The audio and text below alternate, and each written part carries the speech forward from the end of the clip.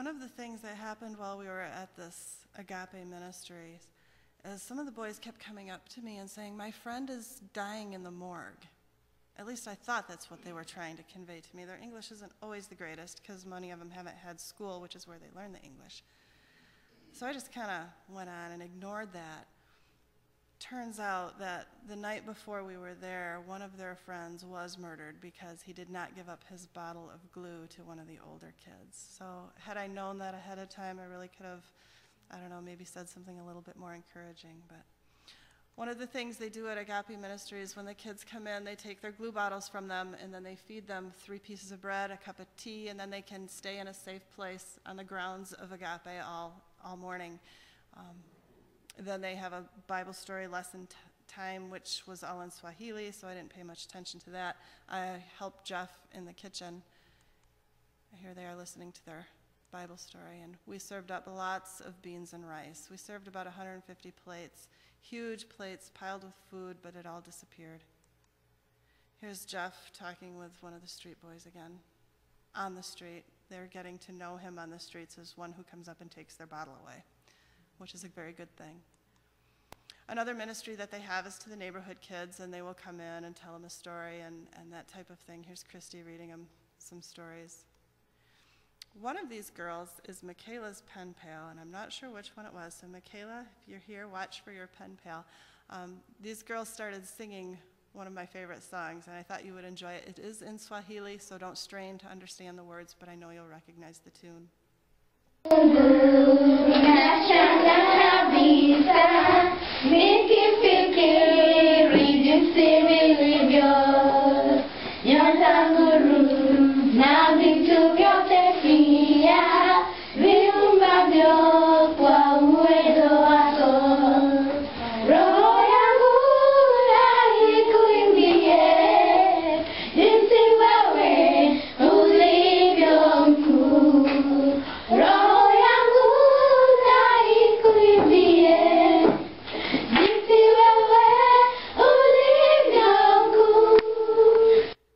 They did all 4 verses. It was really neat to hear them singing in their native tongue. Another thing that they're very big in, and I alluded to that earlier with the books, is they have this sharing ministry where Jeff is teaching and encouraging and sharing books and discipling the other people there. As for prayer requests, who knows what this is? A pumpkin. Yeah, they're not praying for pumpkins over there. The people of Kenya, even those within the church who are believers, are so steeped in tradition that a pumpkin almost split the church where Jeff and Van are ministering. You wonder how that can be. Well, there was a woman who had lost a baby 7 years ago, and she got pregnant again. And she went away from her house, went to market or whatever. No one knew she was pregnant. And someone brought a pumpkin to her house as a gift. Well, the neighbor said, "Oh, she's not home, just go in and put it on her table," and she did. Well, in Kenya, it's considered extremely bad luck if you bring a pumpkin into the home of a pregnant woman, to the point where a pumpkin brought into the home of a pregnant woman can actually kill the baby. Well, imagine what happened when her pregnancy developed complications. We all know it's a bunch of bunk, but they are so steeped in this. Neither one of these women has been in church since. And like I said, it really has the potential of splitting and dividing a church, something as simple as bringing a pumpkin to a pregnant woman. Another interesting thing that Christy and I got to experience is what happens when someone dies in Kenya. It's loud. For 9 nights after the death of someone, they rent the biggest speakers they can, and they blare loud music all night long, from sundown to sunup, trying to appease the spirits of the dead person. If they don't appease those spirits, they believe that the dead person will come back and haunt them. They use this time as a fundraiser to raise money for the funeral. People can go and for 5 shillings request a loud song to be played. The first night we heard it, we're like, "Jeff, go tell him to turn the music off." We thought it was fairly close. The next morning, Jeff and I got up early to go to the boys' home. We walked at least 1.5 miles, and it was still way beyond us. So everybody hears the music. While we were there were 2 different funerals going on, so we had music coming at us from both directions. Very, very loud. This is a picture. You can't read the sign. It's probably in Swahili anyway, but it's to the local witch doctor. Pastor Sampson told me if he were to strip down everybody in his congregation, he said most of them would probably be wearing charms and amulets from the witch doctor. It's still very much a part of their tradition. Their parents did it, their grandparents, on and on. So for them to break that tradition is really, really difficult.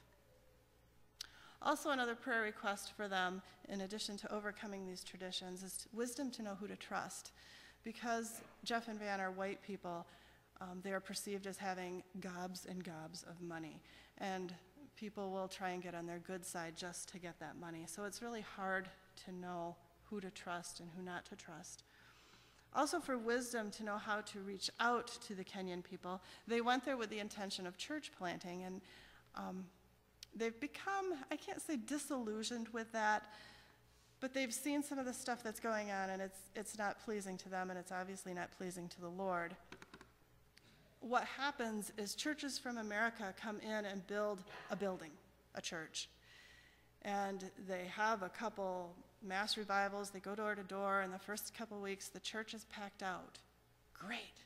Then the church from America leaves. Then the people realize, we're not going to get any money for going to church, so no one goes to church. To top it off, there's a seminary in Uganda that will train pastors. Great. No, because most people there become pastors just for the money. They see pastors as being linked with these white Americans who come in and put up this expensive building in their eyes, and they think that pastors must get some of this trickle-down effect from the white people, which is not the case. But you have many, many unsaved people being trained for the pastorate. You can about imagine what that does to a church. Not a good situation. So that's part of the struggle that they're going through, is knowing how to reach these people and cross these cultural divides while respecting their culture, but training them in the way they should go. Because these Kenyans, they will say and do anything for the hope of getting money from white people. Jeff and Van have told me about mass crusades where hundreds of Kenyans have gotten saved. Well, they didn't get saved. Maybe a couple, but they just wanted money. The next week, they were living their life the same way they were before. And finally, obviously, wisdom to train Asher in the way he should go. That's a huge, huge concern for theirs. They want to do, as all good parents do, what's right for their son. At this point, Christy's going to come up. She has a couple stories she'd like to share, and then I'll have one more clip to show you, and we'll be done.